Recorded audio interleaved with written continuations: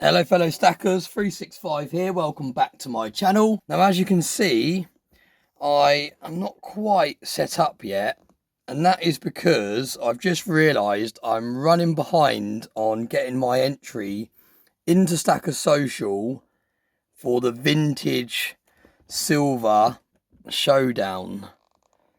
So yeah, I've just finished work, I've got home. I actually was up at 3:30 this morning, started work at 4:30. And I've only just got home, so I don't know, 4:30ish I've probably got home. The time now is 4:45, so yeah, I've been out all day. It's been a long old day at work. And yeah, the first thing I did, as always, when I get home from work is head on to Stackers Social and see if there's anything I've missed or anything important is going on that I need to respond to. And I noticed that the deadline for the Stackers Social Showdown had come to an end, so I'm not sure if I'm actually late or if I've still got a few more hours, but yeah, hopefully my entry still gets accepted. Now, for those of you that don't know what I'm talking about, on Stackers Social, we did it last year as well. TSC is hosting a Stackers Showdown, and it's split into different categories. I believe Bits and Bobs teamed up with TSC last year when we did this on Stackers Social.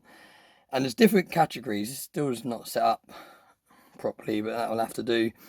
Yeah, it's split into different categories, so it gives people a chance, especially those of you that don't have channels on YouTube and you don't create content. It gives people a chance to actually showcase parts of their stack and get involved in different challenges.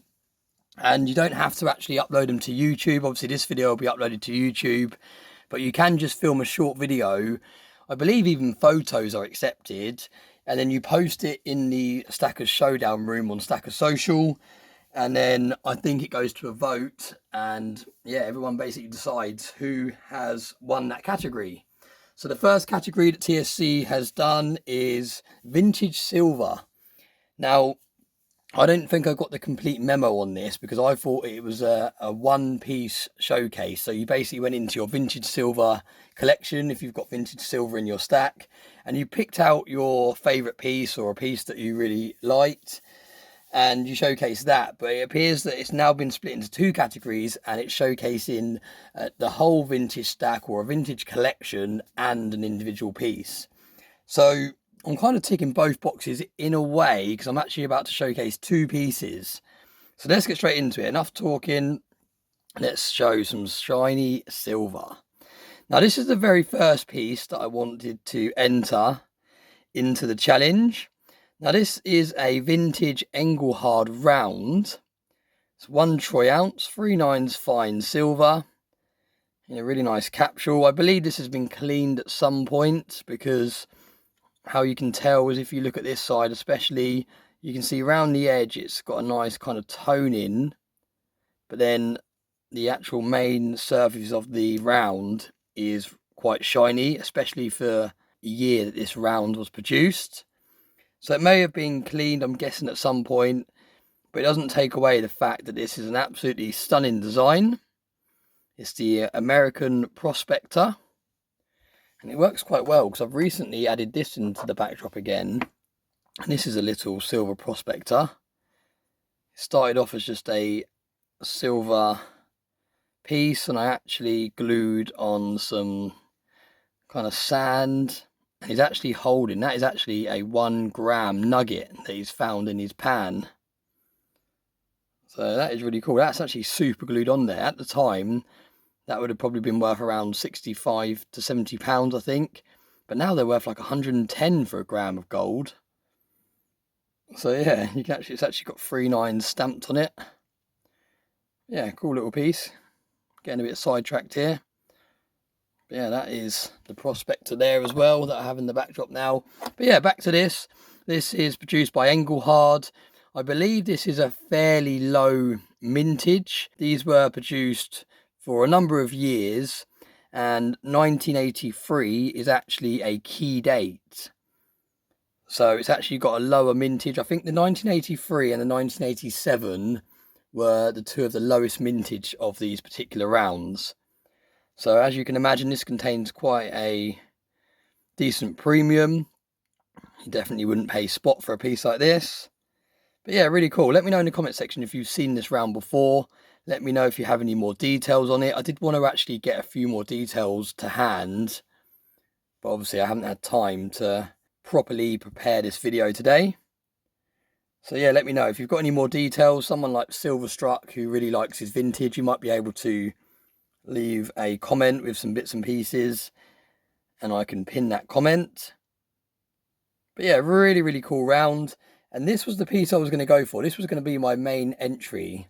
But then, as I was going through my vintage collection, I stumbled across this. Now, you might have seen me showcase my 10-ounce version of this, my vintage bar, when I was doing my vintage bar collection fairly recently. But this is a 1-ounce version of that vintage bar. Now, there's a number of things that make this piece so special. Firstly, the design of it is exactly the same. Well, not exactly the same, but very similar to the 10-ounce version. But obviously, it's just a smaller version. It's serialized 12038. I'm not sure of the exact mintage. But what I think is so cool is this is actually factory sealed. So this bit of plastic that it's in, if I just fold that up, this is actually how it was originally sold and produced. So I think that really adds to the collectability. It definitely adds to the premium because you know that the bar's not been tampered with. This one's definitely not been cleaned because it's still sealed in its original factory seal. So you don't often see these, especially in the UK. That's the thing with vintage silver. There's a number of people that stack vintage silver in the US because it's fairly easy to get hold of. You've just got to go into your local coin shop and they'll probably have a section of vintage silver. Sometimes you can actually pick it up for a very nice price. Sometimes you obviously pay more of a premium if it's a lower mintage piece. But over here in the UK, not only do you have that extra premium added for it being a vintage and a collectible piece, you also have the premium added because someone else has had to pay the import and the postage fees to get it over here in the first place. But absolutely stunning 1-ounce silver bar.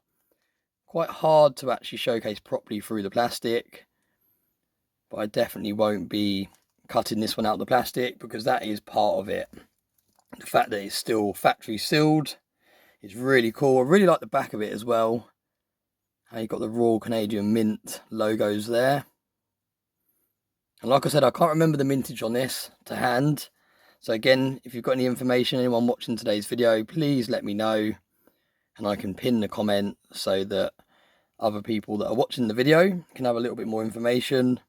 But yeah, this is my entry to the Stackers Social Showdown. And this is the piece that I'd like to enter. Really cool. Factory sealed. What a stunning little bar. And I bet some people that are watching today's video, especially if you're from the UK, you might have not even seen this piece before. You probably have seen these. Not this year, but a lot of the other years were quite high mintages. I think even this one was a fairly high mintage. But yeah, there we go. Thank you for your patience. Sorry if by the time I get this video edited and uploaded, it's a late entry. It might already be a late entry, to be fair. But yeah, I appreciate your patience. Thank you very much for watching. Please like, share and hype the video if it gives you the option to hype it. And as always, I hope you have a very nice day.